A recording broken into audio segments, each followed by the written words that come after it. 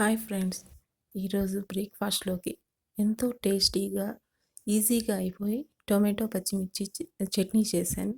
అది ఎలా చేశాను అనేది వీడియోలోకి వెళ్ళి చూద్దాం రండి.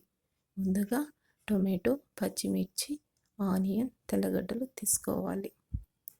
తర్వాత స్టవ్ పైన బండలు పెట్టి తగినంత ఆయిల్ వేసి, ఆయిల్ వేడెక్కిన తర్వాత పచ్చిమిర్చి వేసుకొని కొంచెం మగ్గనివ్వాలి.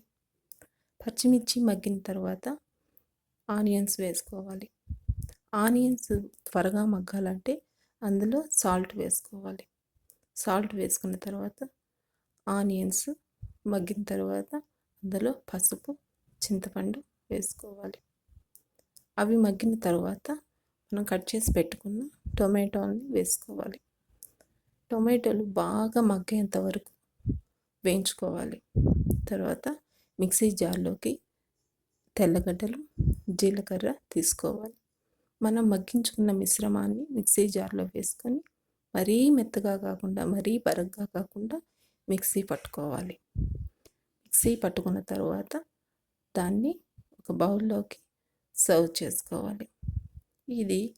ఈ చట్నీ దోశల్లో కానీ, ఇడ్లీలో కానీ, వడల్లో కానీ చాలా టేస్టీగా ఉంటుందండి. ఒకసారి మీరు కూడా ట్రై చేసి చూడండి. ఎలా ఉందో నాకు కామెంట్ చేయండి.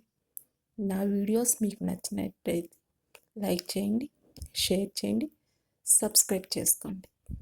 Bye guys.